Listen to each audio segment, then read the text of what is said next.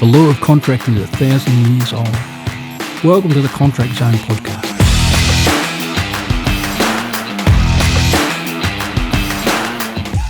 All right, hello and welcome to the Contract Zone podcast. My name's Nick Thorne, and you're not actually going to hear from me a lot during this podcast. Thank God. But I just thought that I would do some of the they want to hear from the old fat guys. Yeah, because you guys are going to be listening sort of from my point of view from a lot of this. So with me, I have two guys that look exactly the same and sound pretty much the same as well. They're Very handsome twin men. Twin brothers. So first of all, we've got John McMullen. Do you want to quickly introduce yourself? Hi guys, John McMullen. I've been a lawyer for 42 years. I've done mostly construction work, but as a matter of fact, in the last 40 years, I've also been doing a lot of work in sports law. Yeah, so we're going to hear from you mostly during this podcast of stories from that you're really familiar with, and stories that I was interested when I heard this stuff, stories that you were actually involved with yourself. So yeah, you'll hear more of that. And the twin brother, Huey. The good-looking half. Yeah, no, I get this gig only because I tend to share an office with Johnny. I do computers and data science stuff. And handsome Nick over there forgot to mention that he's actually an airline pilot about to complete his master's in meteorology. So between the lots, we have totally irrelevant experiences. So let Johnny talk about the sports main relevant one is Johnny, but look, I'm the young guy here. And I've got to interrupt you, handsome Nick, because Hugh forgot to mention he's a very poor example of the fellow Institute of Actuaries. Not their finest moment there, Nick. All right, let's dive into this episode, Johnny. Let's hear it from you. Take it away. Nick, the law of contract is 1,000 years old. And for 1,000 years we've had contract. We've also had criminal law, and they've usually operated in a fairly constant way. In the last 50-odd years, we've started to see the impact of effectively quasi-criminal procedures inside the law of contract when it applies to sportsmen. Started some time ago in the Olympics, around the 70s, we started to see drugs in sport. And for many years, that went fine. And not for Raylene Boyle. Not for Raylene Boyle, no. And for many years, it went fine by eventually. What would happen is people would take drugs, eventually the testing would catch up with the drugs, and people who were on drugs would be caught failing a test, and then they would be suspended. And before we start, two things. Everything we say is a matter of public record today, and separate to that, Hugh and I have always wanted to say, whenever talking about this topic, none of us are in favour of drugs in sport. Definitely not. We all have children and even grandchildren. We want those kids growing up able to play their sports with zero pressure on them to use any drugs whatsoever.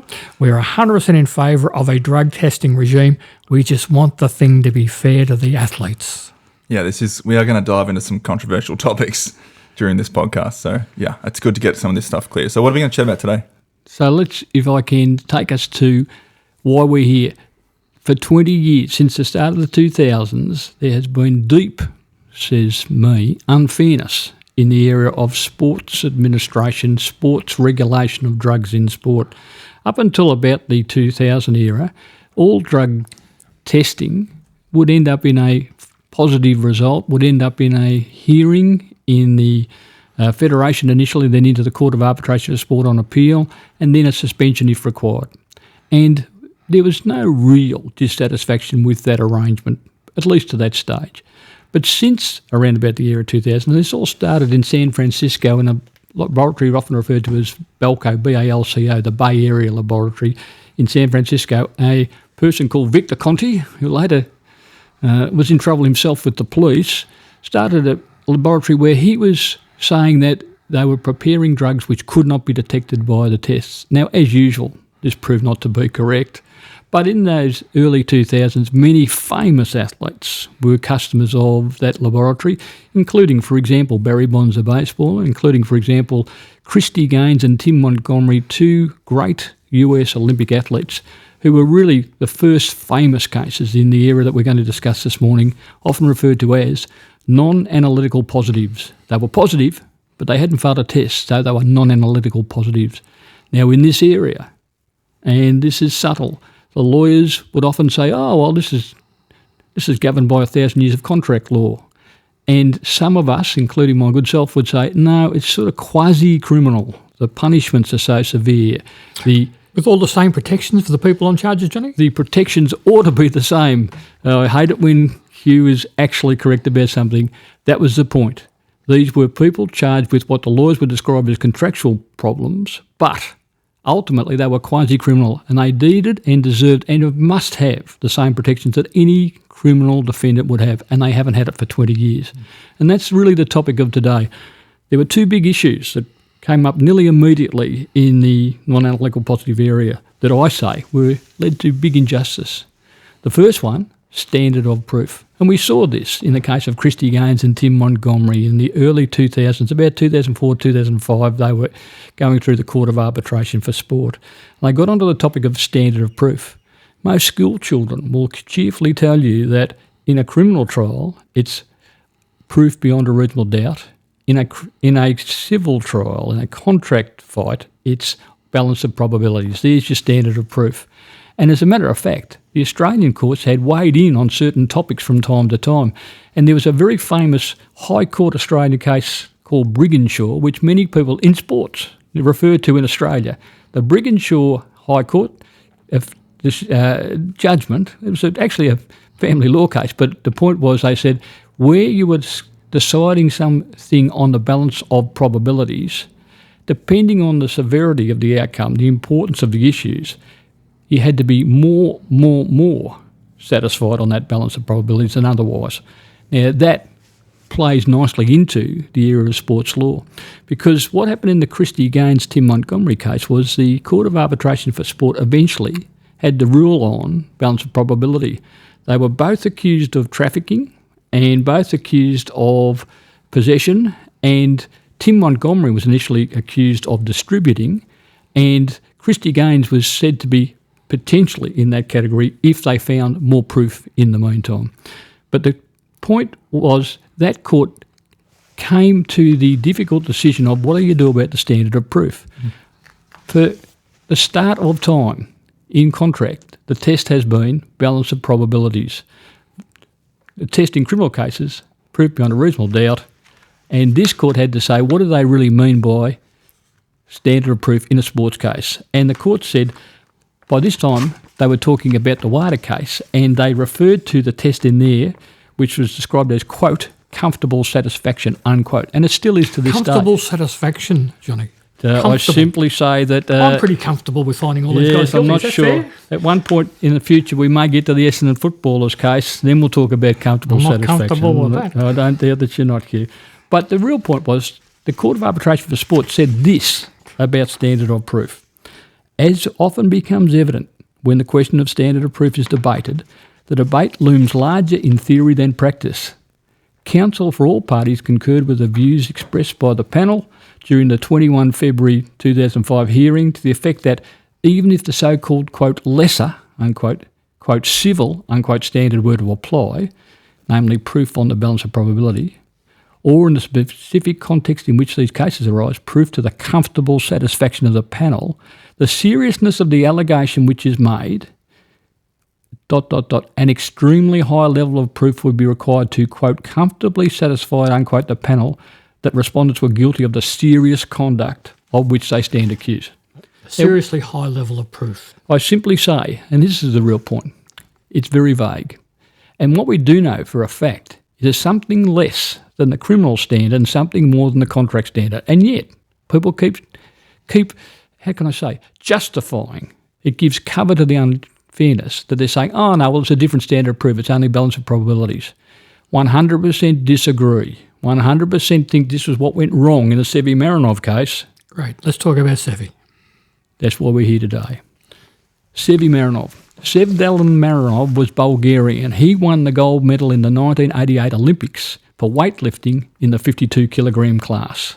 In fact, he lifted over 200 kilograms. I can't remember the figure. Just about get you then, Johnny. He could get you and I together, Hugh, and that's a serious lift. But he won the gold medal.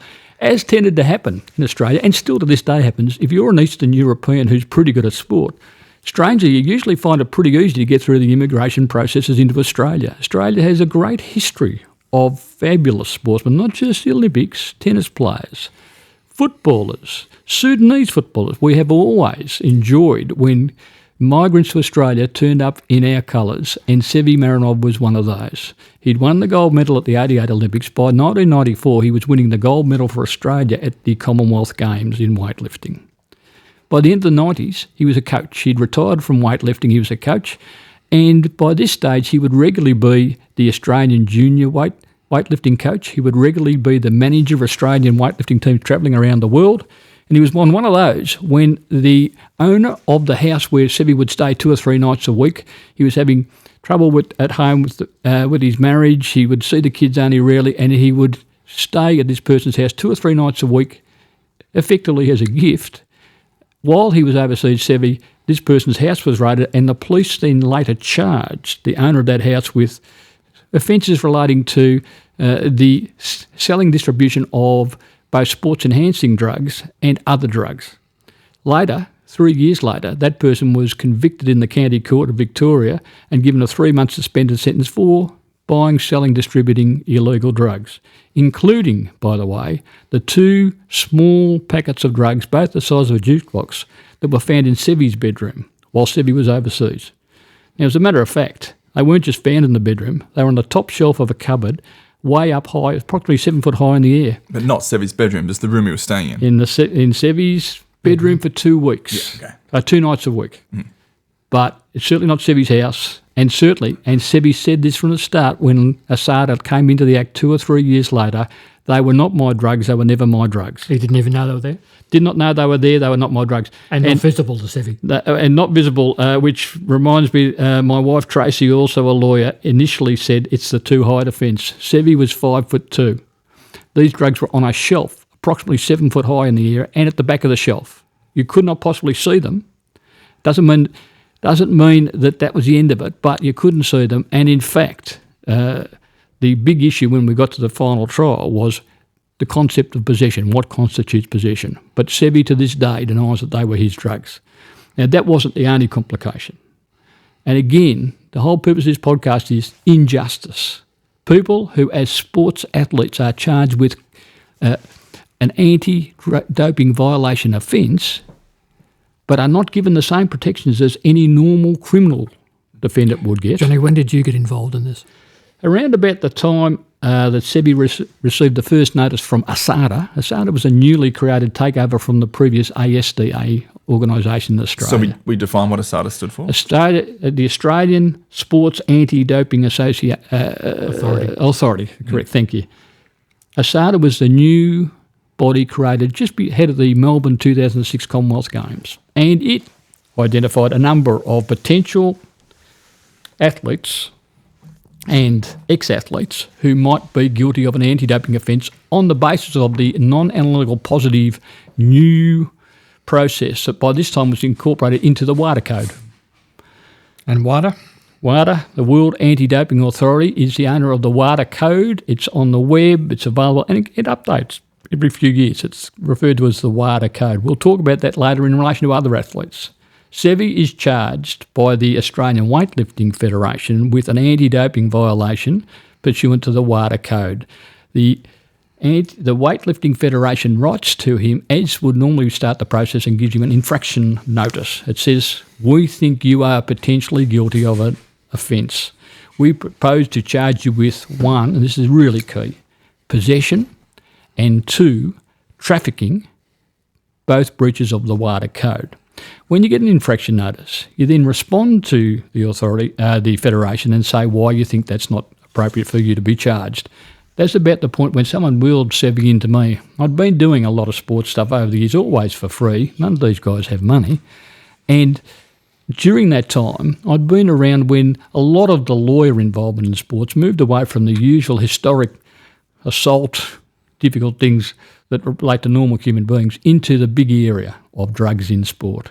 And lawyers started to play a big part in that activity. So someone wheeled Sevi in to see me around about this time, and the first thing that we did was respond to the infraction notice, and we said, "These are not my drugs. I do not own these drugs. I never owned these drugs. I should not be charged with any offence. I do not own these drugs." And then the Federation writes back to you and say what they intend to do, having had the benefit of your answer, and they wrote back to Sevi and said, "We will no longer charge you with trafficking." Brackets, how obvious. Even if that were true, even if they were his drugs, which Sevi denies to this day, 2 small juice boxes of drugs, it's hardly trafficking material. You're not, and to this day, no one has ever said there was any suggestion that he'd actually sold or given drugs to any athlete. They said, we're no longer going to charge you with trafficking. We will now charge you with possession. Fast forward to the start of the process. You start these processes. In this case, the Weightlifting Federation had a process where you'd go to a 1-member Court of Arbitration for Sport, and if you wanted to appeal, you'd go to a 3-member Court of Arbitration for Sport. Other federations, that first hearing is some disciplinary body inside the federation itself. Sevi went to the 1-member Court of Arbitration for Sport at the first directions hearing before the 1-member, a former QC, charming man, now no longer with us, but we say got this wrong. We let the ASADA representatives lay out the charges as appropriate, and then it was our turn, and we said at this point, you, Mr. Arbitrator, have to dismiss this hearing right now. He has been charged with possession. As a matter of fact, they once said they were looking to charge him with both possession and trafficking. We wrote back to them, responded, and then they wrote back to him and said, you are no longer charged with trafficking. We now propose to charge you only with possession. And that's where we sit today, Mr. Arbitrator. I now take you to, my friend did not, the WADA Code 2003, which he is charged under. When I take you to that, I'll take you now to the actual process, the actual parts of the WADA Code which talks about this, and you will notice there is no charge, brackets, as there is in the case of an athlete, but in the case of an athlete support personnel, a coach, like Sevdalin Marinov, possession is not a charge. Trafficking is. Yeah, because he's just a coach, right? Of course. And that, handsome Nick, you are 100% correct. It's logical. There is no logical reason to charge a coach. Hugh always reminds me of the great Sam Newman's quote on the football show one night when the wonderful James Hurd, if they want to, a coach would charge. Sam Newman, correctly, as Hugh points out, said something to the effect of, you can take goat's word if you want to. That is true. Correct. There is no crime, well, it certainly wasn't in that version of the code, no crime for an athlete support person, a coach, so they dismissed the charge, to possess right? drugs. I'm simply saying we said, and we still say, the charge should have been dismissed on the spot right then. Effectively, he was charged with an offence which did not exist at all under the code.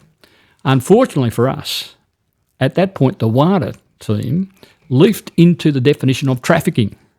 Remember, they'd said, we're not charging you with trafficking, leafed into that and read the unfortunate definition which said, trafficking means distributing, selling, giving, prescribing, possessing, ...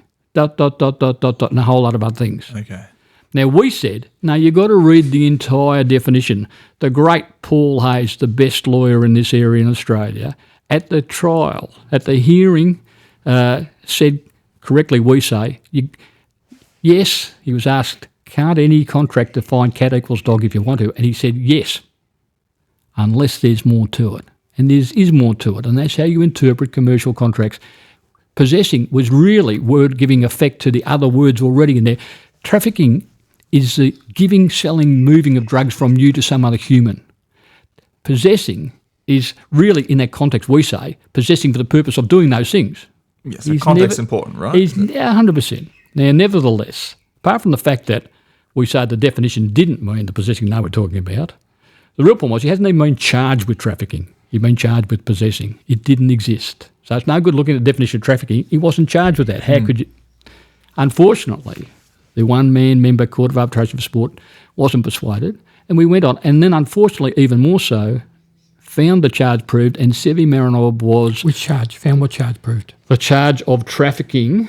So they reintroduced trafficking. By this time, they said the charge was, we really meant it was trafficking by possession. So it wasn't what they charged him, it's what they, quote, meant, unquote. And just remembering, we say these things, and others would disagree with us, and the Court of Arbitration disagreed with us, but despite that, we're still allowed to say when we respect people, we disagree. Okay. That was what happened. Now, why do I say this, and why do I even tell you that long story? It's one of the first episodes of injustice, all of which covered by this notion that you look at it as a contract, not as a criminal statute. Okay, so he gets an appeal, right? That's another story. Well, give us that story. Sevdalin Marinov loses, and he correctly says, I have an appeal. And at this point, you have to understand how the Court of Arbitration for Sport operated back then. There's always a fee. These are professional lawyers acting as arbitrators. There's a fee. The Court of Arbitration for Sport, based in Switzerland, effectively produces arbitrators and rules for this sort of arbitration, and there's a fee. The one-man fee was $3,000. There had been a long tradition that you would ask the federation to put in the athletes $3,000 because they never had any money. These were not wealthy athletes. And we had asked them, and they had paid the $3,000 fee. That's the weightlifting federation, right? The weightlifting federation. Yep. And that had been a long tradition in all federations that this would occur. Yep. We then decide, and you have to put your appeal in pretty quickly. We're proceeding to appeal. I spoke to the lawyer, the external lawyer acting for the federation, and said, we want to run the appeal. Will the federation please put in the $8,000 fee to run as the entry fee to the Court of Arbitration for Sport appeal, 3-member appeal? And he said no. I happen to know this man personally. I said, what do you mean no? He said he's already had his appeal. At that point, I may have been less than elegant and said, where's the effect of who made you the Pope? He had an appeal because the WADA code gave him one, because the federation gave him one. He was entitled to his appeal. All that was happening here was some person unilaterally was deciding that the federation would not pay the $8,000 entry fee. You can hardly say to a person who's got no money, oh, you've got an appeal, you've got a hearing, a right to a hearing, got a right to appeal, if in fact they can't afford to have that appeal or that hearing. But that's what they were saying. So somebody put the money up for him to have the appeal. At that point, correctly, the money was paid for him. That's all I have to say about that topic. We then went to the 3-member appeal where we got a wonderful court. I have to tell the story. Please. The chairman of the way you do an appeal is the Court of Arbitration for Sport will appoint the chairman of that appeal. The federation will pick one person from the panel of Court of Arbitration for Sport arbitrators, and the athlete picks one person from the panel of the Court of Arbitration for Sport panel. The federation picked Sydney QC, and he was excellent. The chairman they picked was the wonderful Justice Tricia Kavanagh, with a K, an industrial relations judge, and the third member picked by the athlete, by us, was a person, and this is subtle, but you picked from the register, and we picked a person who'd been the former Victorian Chief Justice of the Court of Appeal, who happened to be Mr. Justice Winnicky, who happened to be a former Hawthorn ruckman. Now, I simply say, we picked him because historically the athlete will usually try and pick someone who might have a little bit of feeling for the athlete, but separately, as the Chief Justice of the Supreme Court of the Court of Appeal in Victoria, knew what he was talking about. But he happened to be the principal author of one of the seminal cases on the law of possession. We returned to the hearing. At the hearing, mercifully, we succeeded. Mercifully. Where did this take place, the hearing? All in Melbourne. Yeah. All in Melbourne. Yeah. And the appeal actually happened on a Saturday. Which is quite normal. With sports, people go to a lot of trouble. And quite often it's not for the money. But in this case, and the big issue was possession. You see, the Federation was saying this: we found boxes of drugs in the bedroom of this person. Remember, they were no longer saying he was possessing them. They were saying he's trafficking by possessing them. We found these boxes of drugs. Yes, I agree with you, Handsome Nick. As Handsome Nick shakes his head, I agree. The argument was they were in his bedroom. He was there 2 or 3 nights a week. He possessed them.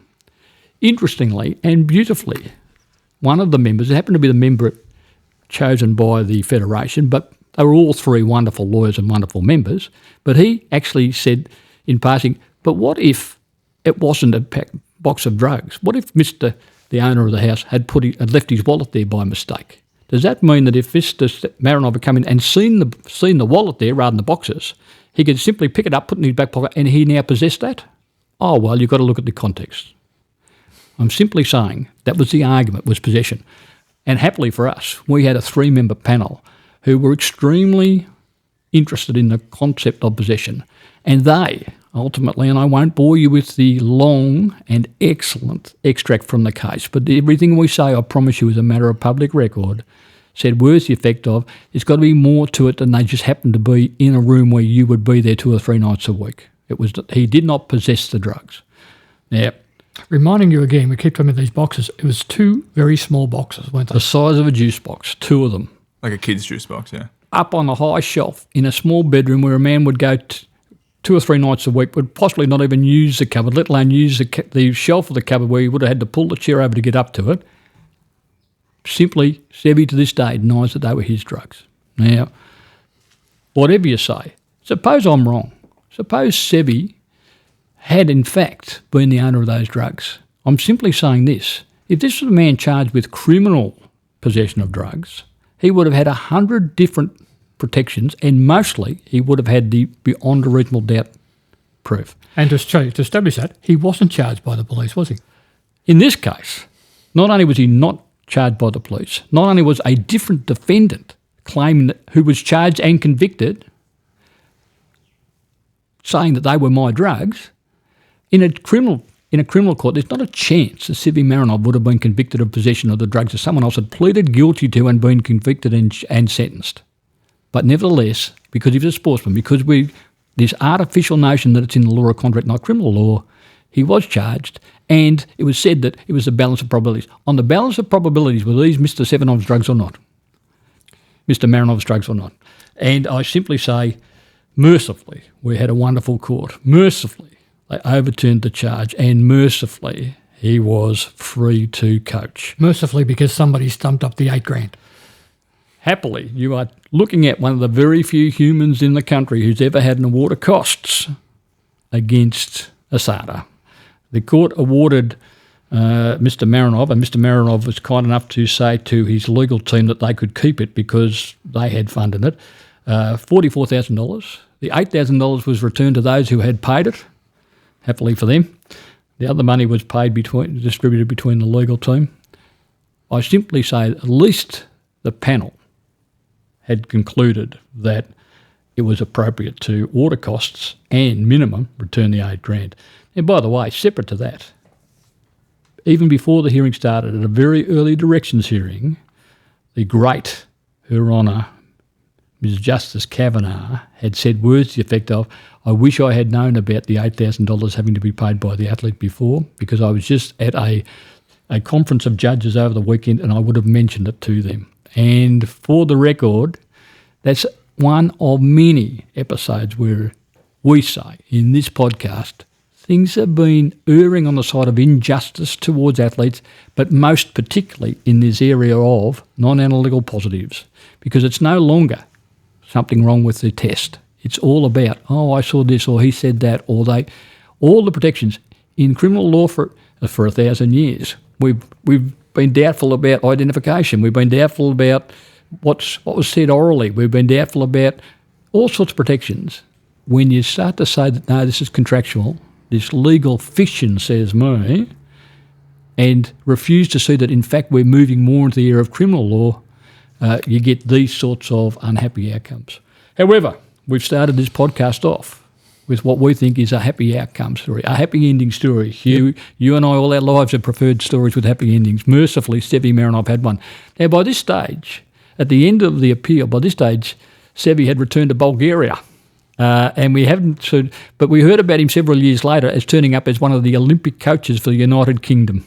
And we simply say, every now and again it works out fine. So why are we here?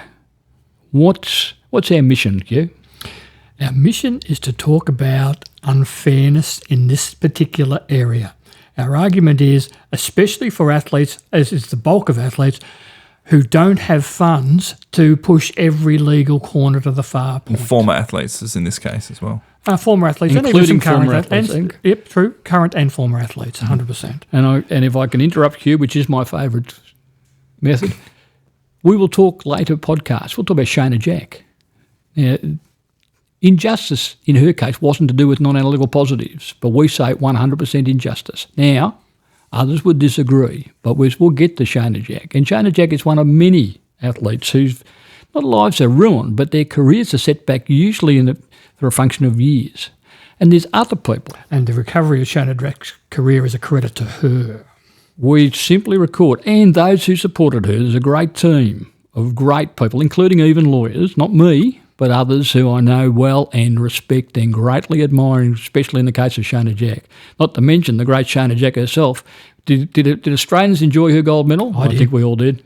I was simply recording that injustice hurts athletes, and there is injustice, and it's known around the world. But that's the theme of this podcast. And so we're going to reiterate, we are not remotely negative on the concept of policing drugs in sport.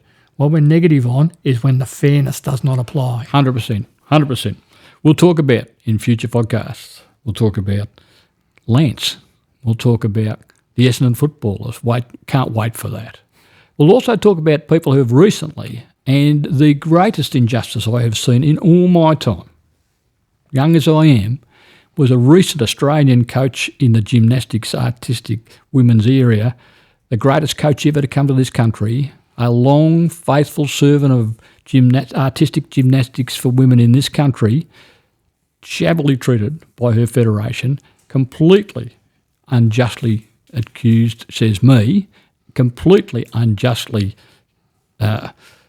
penalised, says me, and even worse, after that modest penalty that was given to her, we say unjustly, after having been out of the sport for 2 years, was then unfairly, without any process of any kind, stripped of her Hall of Fame membership, stripped of her life membership, and then stripped of her profession when they told others that she would never be employed by Gymnastics Australia again. We'll get to that one too. Our whole theme in this podcast is about injustice. It's never been about the defence of drugs in sport. It's been about injustice. The contract zones, fighting injustice in sport. Yes, it is handsome, Nick. Not very well, but we'll give it a best shot. Yeah. I can't believe we've gotten through all this without you two swearing. The day's not over. We're very disciplined individuals, Nick, as you well know. All right. Well, look, that's such an interesting story from your point of view as well. Is there anything else you wanted to say before we wrap I think that's enough. I think the audience will be we've heard exhausted. More than enough from him, Nick. Got Don't plenty more encourage stories him. to come.